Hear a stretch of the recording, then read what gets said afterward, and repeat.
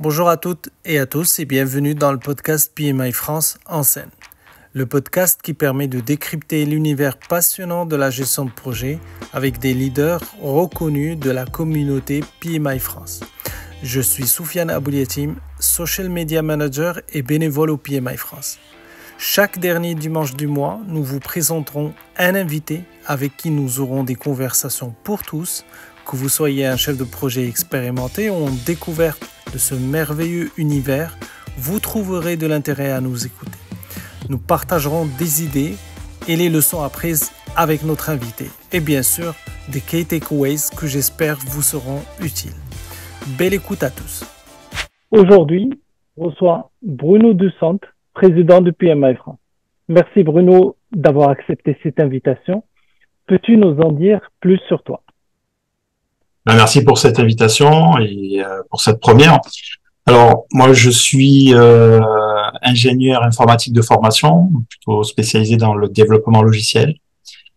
Et donc, lorsque j'ai fini mes études, j'ai travaillé pour des sociétés de services, ce qu'on appelle des SS2I, enfin, en tout cas, ce qu'on appelait des SS2I à l'époque et des ESN aujourd'hui. Ils m'ont permis effectivement d'acquérir toute cette partie expérience d'un ingénieur développement, ingénieur d'études, puis ensuite chef de projet. J'ai rejoint après des éditeurs de logiciels, notamment dans le domaine du médical et dans le domaine de l'internet. J'ai pris en charge des unités de R&D autour du logiciel justement et des infrastructures. J'ai connu l'explosion de la bulle Internet de l'époque, des années 2000, comme beaucoup, ce qui a été aussi une expérience. J'ai décidé ensuite de devenir indépendant, de m'installer à mon compte en tant que consultant en système d'information et en sécurité des systèmes d'information, oui, pour accompagner effectivement des entreprises sur leurs problématiques de transition numérique, hein, même si à l'époque ça s'appelait pas comme ça, mais c'était effectivement des éléments très importants. Et j'en ai profité pour faire aussi des interventions dans des écoles d'ingénieurs, des écoles de formation supérieure. Et en 2010, j'ai décidé de créer ma propre entreprise spécialisée dans le développement d'applications mobiles, qui était juste après la sortie de l'iPhone, pour justement proposer des applications mobiles aux entreprises. Très bien. Alors, PMI France, c'est aujourd'hui environ 5000 membres et plus de 250 bénévoles. Est-ce que tu pourrais nous en dire plus, s'il te plaît ? Alors effectivement, le PMI France, c'est une association qui est très importante et c'est un des chapitres du PMI les plus importants au monde, hein, parmi les 300 chapitres qui existent aujourd'hui au niveau mondial. Ce qui est important, c'est que nous sommes vraiment implantés localement. Hein, on a 30 implantations locales qui représentent 13 branches régionales, 12 en métropole et une branche qui reprend en fait tout ce qui est dom-tom et puis les zones effectivement francophones où il y a notamment des expatriés. Horizon. Le PMI France organise environ une centaine d'événements locaux, donc sur toute la France. 3 événements nationaux, dont les rencontres du PMI, qui est l'événement le plus important au niveau national avec plus de 500 personnes, sur un jour et demi de conférences et de keynote, d'échanges et de partage. On a également les PMPD qui permet d'associer, enfin en tout cas d'aider aux rencontres entre les entreprises et les étudiants à travers leur école, et également les chefs de projet qui cherchent, je dirais, de l'emploi. Et puis l'événement qui est en full distanciel, qui est le PIAF, donc qui est consacré à tout ce qui concerne l'agilité au sens large. Ouais. Ce qu'il faut voir, c'est que le PMI, c'est aussi une quinzaine d'initiatives très importantes, comme le programme Mentorat, comme le Women by PMI, qui est un programme d'inclusion, le Lab hybride. On génère énormément de livres blancs. On travaille aussi avec les petits, avec les PMI Education Foundation, avec les écoles primaires ou les collèges. Donc, c'est vraiment en fait autour de, je dirais, du métier de chef de projet, un certain nombre d'événements et d'initiatives. Très clair. Alors, ça nous fait une belle transition pour un sujet que tu as publié sur l'édito du PMI France de septembre au sujet de l'intelligence artificielle et de l'engagement du PMI dans l'exploration de l'impact de l'IA sur la gestion de projet. J'invite d'ailleurs nos éditeurs à le lire si ce n'est déjà fait.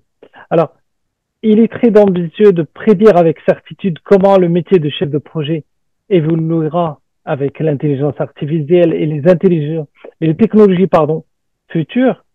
Comment penses-tu que les professionnels de la gestion de projet peuvent se préparer à un avenir où l'intelligence artificielle jouera un rôle de plus en plus important?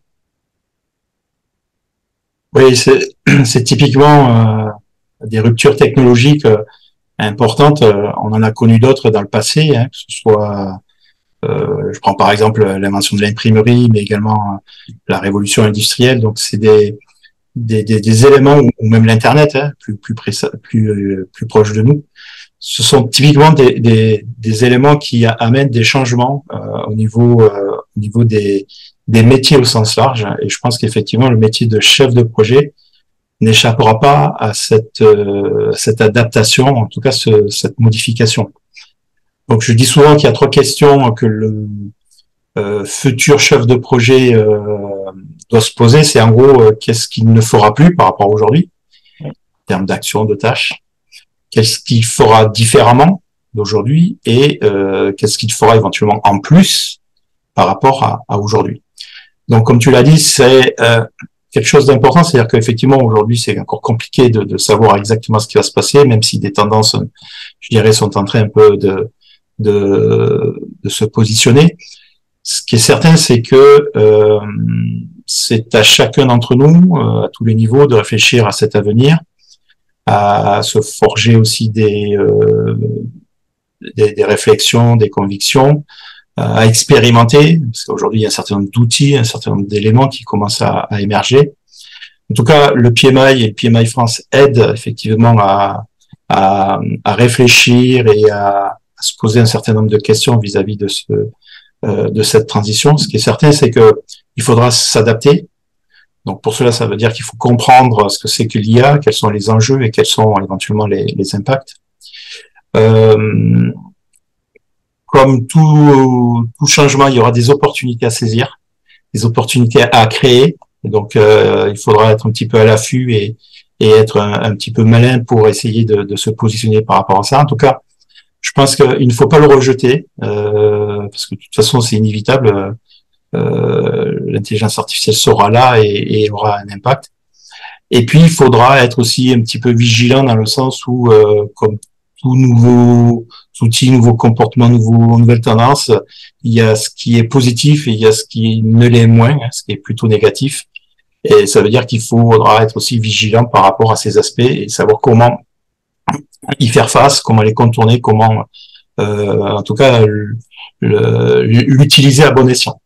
Et je pense, et j'en suis convaincu, pour en avoir déjà discuté avec beaucoup et avoir des retours d'expérience, c'est que l'IA portera des éléments supplémentaires dans l'efficacité du chef de projet, en délaissant peut-être les tâches un peu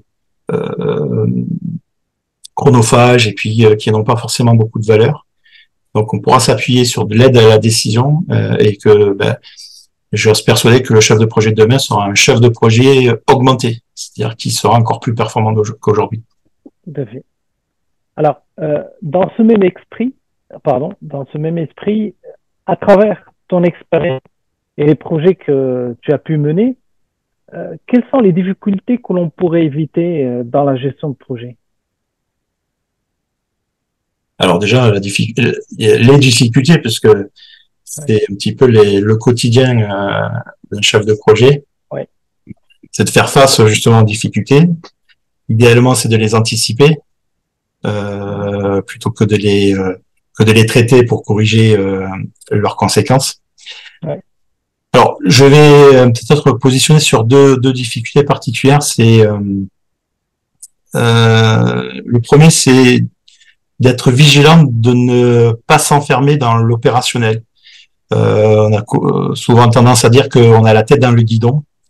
Et quand on a la tête dans le guidon, ben en fait on voit le chemin, mais de façon très court-termiste, quoi. Et donc très souvent on n'arrive pas à anticiper les choses, et c'est le meilleur moyen je dirais de tomber, ou en tout cas d'aller vers l'accident.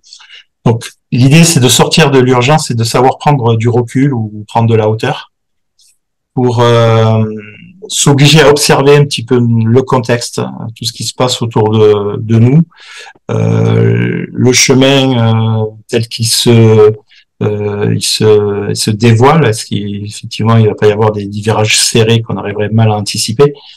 Et donc d'analyser un petit peu tous les éléments pour effectivement venir toujours dans cette notion d'anticipation, donc prendre du recul. Et pour cela, un des outils que j'utilise très très souvent, au quotidien même, c'est le questionnement intensif. Ouais. C'est une aide précieuse pour justement pour prendre de la hauteur sur ce qui peut se passer. Et je lui dis souvent à mes équipes, ou même aux étudiants quand je faisais des interventions, c'est que les bonnes réponses aux questions sont moins importantes que les réponses aux bonnes questions. Parce qu'effectivement, on a toujours tendance à vouloir apporter la meilleure réponse possible, mais en définitive, la meilleure n'existe pas toujours. Mais si on se pose pas les bonnes questions, on n'amène pas forcément les solutions, et on va avoir des solutions trop incomplètes ou inadaptées parce que justement, on ne s'est pas suffisamment posé les bonnes questions et les questions les plus ouvertes. Donc ça, c'est, je dirais, quelque chose qui est très important. Et dans les difficultés, le deuxième point sur lequel je voulais effectivement l'évoquer, c'est le facteur humain, en fait, parce que c'est un métier quand même qui est très basé sur l'humain. Ça revient aussi sur la partie intelligence artificielle dont on parlait tout à l'heure. Moi, je sais que j'ai fait des rencontres fabuleuses avec des personnes très inspirantes qui m'ont fait grandir et dont je suis énormément reconnaissant aujourd'hui. J'ai travaillé également avec des personnes exceptionnelles sur beaucoup de plans, et avec qui j'ai plaisir à collaborer encore. Mais comme tout le monde, j'ai connu aussi des personnes un peu moins nobles, ce que j'appelle moi les parasites, qui vivent en s'accaparant des réussites, de la réussite en tout cas des autres, et ceux qui la loyauté est un mot qu'ils connaissent pas forcément, qui sont très volatiles, et la loyauté, c'est pas quelque chose qu'ils connaissent, et donc qui peut très facilement vous bousiller une équipe. Et justement, j'insiste parce que l'équipe, c'est fondamental pour moi. Le collectif est un facteur essentiel dans la réussite d'un projet, à condition que cette équipe soit composée de personnes motivées, complémentaires et loyales, parce que c'est quelque chose de très important. Donc, constituer une équipe, et une bonne équipe, c'est vraiment essentiel, avec ceux qui va, par leur énergie, vous booster, vous faire progresser, il va vous inspirer dans le projet, en essayant d'éviter ceux qui, par leur médiocrité, je dirais, va tenter de détourner ou confisquer votre énergie. Donc voilà, c'est d'être vigilant. Alors, il n'y a pas de solution miracle là-dessus, c'est de bien observer aussi les personnes qu'on a autour de soi, et vraiment d'essayer d'identifier le plus rapidement possible, en tout cas, les personnes néfastes, quoi. D'accord, ok, compris. Alors, dans ce même esprit, et dans l'esprit de partage de conseils, que peux-tu donner à une personne qui débute dans sa carrière en gestion de projet en tant que conseil pour l'aider à progresser dans sa carrière? C'est de savoir s'entourer, ce qu'on disait tout à l'heure, et puis je dirais, quand on n'a pas d'expérience, il faut aussi acquérir de la connaissance. Et cette connaissance, elle se valide aussi par une reconnaissance. Et ces reconnaissances, souvent, ce sont les certifications. C'est typiquement ce que propose aussi le PMI, puisque ces certifications permettent de valider une connaissance, parfois même des compétences pour une personne qui a justement un peu plus d'expérience. En tout cas, la notion de certification est importante. Alors, c'est comme tout, choisir sa ou ses certifications est quelque chose d'important, puisque la valeur d'une certification, qu'elle soit réelle ou perçue, elle peut varier en fonction de la réputation des organismes de délivrance. Et c'est pour ça que j'insiste sur le fait que les certifications du PMI sont des références et des références mondiales, internationales, qui sont reconnues comme telles. Et donc, il y en a un certain nombre aujourd'hui qui sont proposés par le PMI, puisqu'aujourd'hui, on a 9 certifications, hein, dont le fameux PMP, qui est aujourd'hui, qui représente aujourd'hui plus d'1,4 million de certifiés dans le monde. C'est également 5 certifications, notamment autour de l'agile. Et puis, ce sont 13 spécialisations sur certains domaines en particulier. Et c'est vrai que, pour revenir sur les certifications, il y en a une qui est complètement adaptée pour les jeunes, comme tu disais tout à l'heure, qui est le CAPM, oui. Qui permet effectivement de pouvoir effectivement montrer, je dirais, les acquis que la personne a pu avoir, soit en connaissance, formation et éventuellement en expérience à travers effectivement cette certification. Alors il y a un point sur lequel je voudrais quand même insister, c'est que une certification, c'est pas forcément une fin en soi, c'est bien de l'obtenir. Mais ensuite, comme les choses évoluent en permanence, hein, on parlait d'intelligence artificielle tout à l'heure, qui est une tendance forte, c'est que ces certifications doivent être aussi, on va dire, maintenues, c'est-à-dire pouvoir. C'est le but aussi des certifications PMI, c'est qu'elles puissent être renouvelées notamment au fait d'assister à des événements organisés notamment par le PMI France, mais des événements au sens large, qui permet effectivement à travers ces événements, mais ça peut être aussi à travers les initiatives que propose le PMI, le fait de participer en termes de volontariat, permet effectivement de pouvoir maintenir ces certifications et puis surtout de s'améliorer et d'accélérer, je dirais, sa carrière professionnelle. Très clair, très très clair. Je pense qu'on arrive maintenant à la fin de notre entretien. Merci beaucoup Bruno pour cet échange très humain d'ailleurs, et j'espère que nous aurons aidé nos auditeurs à mieux comprendre le PMI et tout ce qui est offert pour un membre du PMI France. Et j'invite nos auditeurs à rester à l'écoute pour nos prochaines sessions. Merci beaucoup Bruno. Merci à toi.